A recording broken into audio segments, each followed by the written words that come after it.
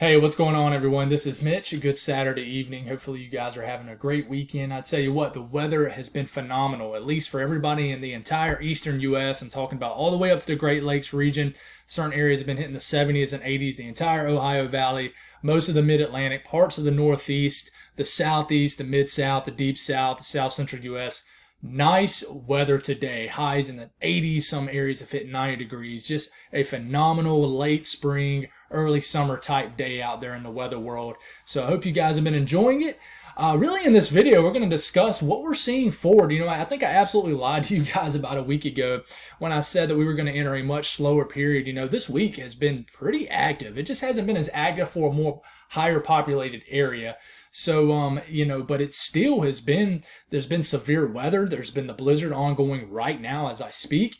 So it's still been active. There's actually been something going on each day over the last 7 days. But I can tell you, unless something crazy pops up out of nowhere here in the short to medium range, it looks like we are really going to slow down. Really, the rest of April, the last week of April, is going to be pretty quiet in the weather world. But in this video, we're going to discuss what I'm seeing going forward, peek into the first several days of May, and even talk on the tropics a little bit. Just discuss it towards the tail end of the video and tell you some thinkings, not necessarily on my predictions on the hurricane season coming up, but just some things that I am seeing. So if you guys have not subscribed, please consider doing that. It goes a long way in these very slow times when the growth is basically plateauing or just steady, very slow growth. It really goes a long way. I'm almost at 20 members. I got 19 out of 20. The goal was 20 at the end of May. I'm already about to hit it. So thank you guys for joining my channel. It means a ton, and it goes a long way and supporting what I do in these slower months. So thank you all for the amazing support. If you guys got anything I can pray about, please put in the comments below so I can pray over it and others can do so also. So let's take a look at satellite visibility here. And it's a beautiful satellite visible here. Really, you got an area of high pressure, lack of clouds, not a whole lot of clouds in the sky, some bubbly cumulus clouds here in the Carolinas and areas of Georgia and Virginia. But really nothing falling from them, no storm development, and just got a dome of high pressure. You can tell it's kind of pivoting. You got the clouds moving from east down to the southeast and then pivoting back around and then moving back to the west, to the northwest. So just a classic look on the satellite here of a high pressure, and there's building all this big time surface heating with temperatures climbing in the 70s and 80s. And then obviously you see the ice soil right here, this big time spin in the northern plains into Dakotas. That is a deepening low pressure in South Dakota, bringing severe weather in areas of Minnesota, and then going to erupt probably some severe thunderstorms in Oklahoma and Kansas here in the next hour or two. Now, how dangerous will these storms be? We're really not going to be sure here, but they're going to last throughout the time when the sun goes down, throughout the late evening hours, and then maybe into the early portions of the overnight hours. But this is bringing a disruptive blizzard over areas right here in Wyoming, eastern Montana, western areas of Dakotas. Big-time blizzard conditions going on with a big-time moist pool of air wrapping into the circulation and surface heating wrapping all the way into areas of southeast South Dakota. So this is crazy. It almost looks like a hurricane over land, and it definitely gives you that tropics kind of feel, but obviously there's nothing tropical in nature with this. So let's keep going forward. Let's talk about these storms that could really form in the next hour or two. And going forward here, we'll start this about 5 p.m. Central Time out here, and we'll keep this rolling through 6, 7 p.m. and bang, here it is. Line of storms, these could be discrete enough to be considered a supercell. It depends on how connected they are, but I do think some big-time convection is going to blow up around 6 or 7, 8 p.m. here in areas just west of Oklahoma City and Tulsa. And then they will continue through a couple hours. And watch out. These could produce a tornado and some large hail. They really could. Another night and evening with some golf ball size hail. So you guys know all about the nasty weather here in Oklahoma, especially when it comes to severe weather with tornadoes. So please be weather aware out there. And just know it's almost going to be kind of a broken line of supercells that could really develop here. A quick tornado, large hail, like I said. So watch out through the evening hours, and then probably through the overnight hours there will be some more storm development, but they will kind of lose that dynamic element to it, meaning the severe weather element to them. It'll just be a lot of heavy rain, just a rumble of thunder, maybe even a flood risk could develop as you have some training that this trough is just moving slower than molasses here. So you just have rain that's kind of developing over the same area. So be safe tonight for sure. Tomorrow, there is a severe weather threat, but the forcing really disappears here as the low pressure continues to very, very slowly drift into southern areas of Canada. But you still will have big-time heating all the way up into the Great Lakes region. Tornado threat will be there, but it'll be very small. But it still will be there. Wind threat's there, and then the hail threat's there. But the severe weather threat's not going to be huge at all tomorrow. It really won't be. So, but there will be some severe storms around. So let's talk about going forward. So this is through the 29th of May, the 29th of April through the 3rd of May. 6 to 10 day temperature outlook from the National Weather Service Climate Prediction Center, saying, hey, above average temperatures in the southern U.S. in general, below average temperatures will set up again, unfortunately, for you folks in the northern Midwest and the areas of the Great Lakes region and the Ohio Valley and the Northeast. So, unfortunately, spring is it's nice over the next few days, but a cold punch of air is coming in again. But I can tell you, it doesn't look as bad as it did over the last few days. It looks like it's moderating a little bit, so this cold punch of air does not look like it's going to be as significant, I think, that maybe it did about 48 hours ago when it was looking like a pretty potent cold shot. But this will last all the way basically through the first 7 days in May. Below average temperatures expected in these same areas that I just mentioned.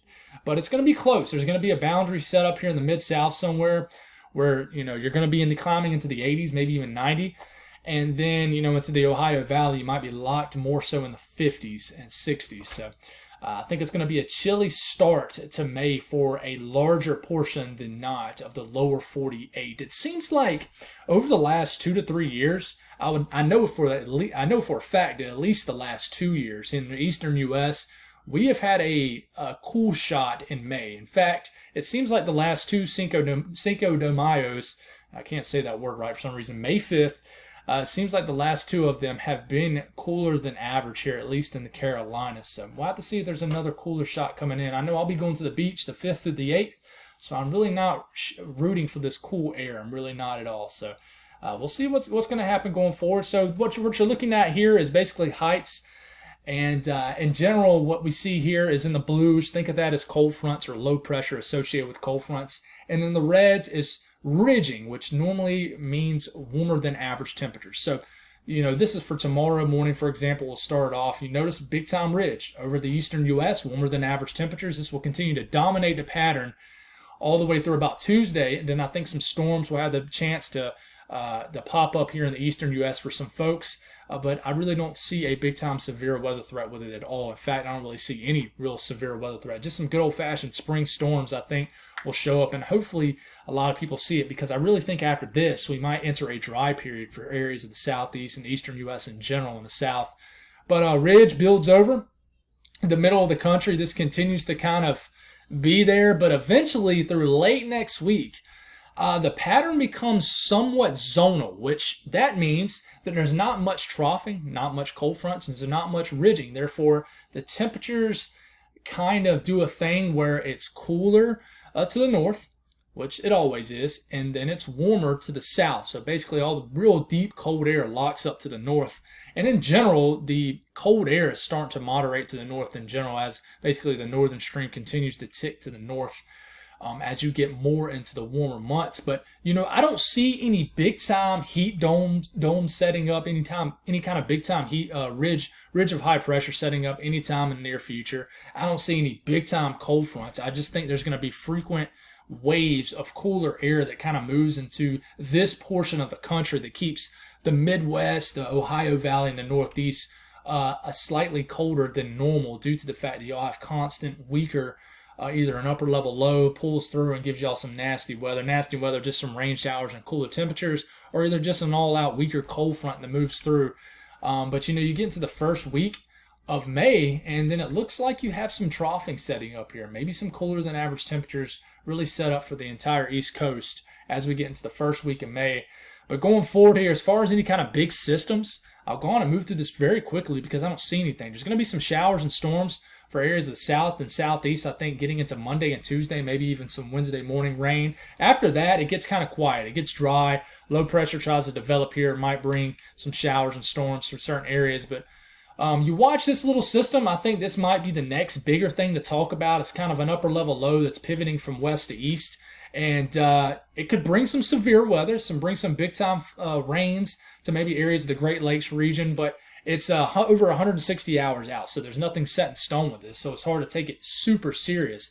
But it's something to watch because it's a little cutoff low that kind of gets lost, and they move very slowly and typically impact the weather in general for several days at a time.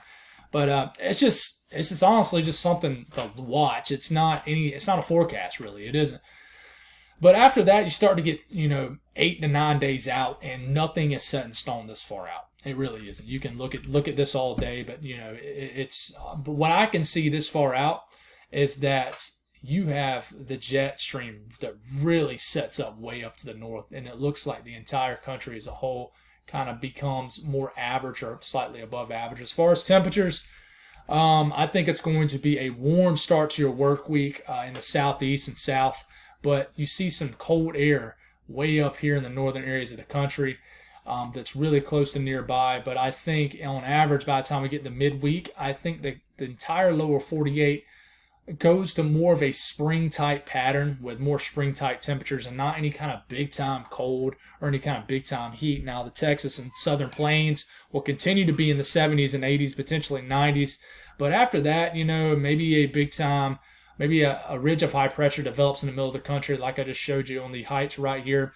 But other than that, it gets beat down by a cold front very quickly. And I don't see anything crazy or anything. All I see is just the changing of the seasons. This is a classic pattern of seasons changing. You got air masses continuously fighting against each other, but inevitably the summer pattern will eventually win out because the seasons don't start changing. It doesn't jump from spring back to winter. So warm air is going to win out eventually as we get deeper into the year. So let's talk a little bit about the tropics, and then we'll cut off the video and let y'all go on and enjoy the rest of y'all Saturday night. So I haven't looked at this panel in a long time, so it's always gets me excited to look at the tropical Atlantic and areas of the western Atlantic and the Gulf of Mexico and things like that. But, this time of the year, a lot of times you have disturbances. We call it a CAG, Central American Gyrum, that likes to develop here. And I might have said the G word wrong, and I haven't had any practice saying it in a while. I had it memorized back last May and June, but it's called a CAG for short, C-A-G.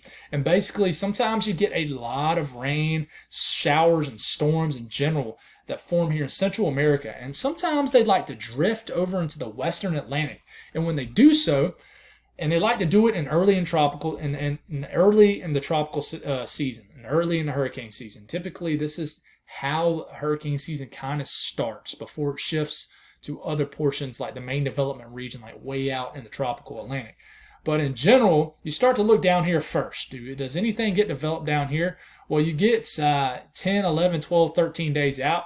This is just one GFS run. Please don't take this that this is going to happen. The reason I'm showing you this is because there's been a lot of chatter about something forming down here the first couple weeks of May. Just some signals and some things pointing to it that might be a favorable setup for some kind of low pressure to form here south of Cuba, maybe near Jamaica. But we're just kind of watching this for now. How consistent is it? Over the last several days, it's been showing up past the 300-hour mark. Now you're starting to see a little hints of it inside 300 hours, but that is still no man's land, and that is still just not an area of time where we can talk confidence with any kind of forecast. But definitely watch this region. In the next few days, we'll continue to do that, but this is an area we watch. Now, the last thing we'll discuss is I want to mention this. I think this is going to be throw a wrench in any kind of hurricane forecast right here. This is sea surface temperature anomalies. So this is in Celsius, which doesn't make it's not a big deal when you're looking at this because, if you're looking at temperatures, it is obviously a big deal because Celsius reads in a different number than Fahrenheit. But this is in Celsius compared to average. So obviously the reds are above average temperatures. The blues are below average temperatures. So you're noticing this is what we call the MDR, the main development region, the tropical Atlantic. These are where, you get the waves that come off Africa. They try to develop here and become long-lasting hurricanes and eventually threaten areas of the Caribbean islands and then areas of the southeast that go sneak into the Gulf of Mexico. You notice here, temperatures are below average as of now. So Do they warm up substantially? You know, the Gulf of Mexico in most areas is already above average temperature wise. This is an area. This is some of the warmest waters in the world, especially once you get into August and September.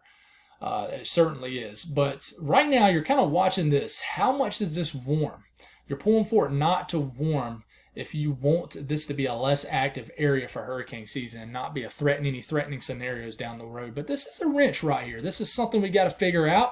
And, you know, I think most people were expecting this to be a little bit more warm compared to average body of water out here. You know, this is a big factor when it comes to hurricane season, especially as you get into August and early September, which is the peak season for the main development region for sure. Once you get into late September and October, peak season for the Gulf of Mexico and the Caribbean area starts to become more of a factor here. But that's all I got, guys. You know, I think we're really going to enter a slower period. So enjoy it, because hurricane season is right around the corner. But I promise you, we have more severe weather to discuss in the future before we really get entrenched deep into hurricane season. But I really think we're pulling away for any kind of winter weather. I really think we're done unless we get a front range rocky snowstorm, which we can definitely get in April sometimes. But I don't see anything in the forecast. So God bless all y'all. Y'all have a great rest of your weekend, and I'll talk to y'all soon.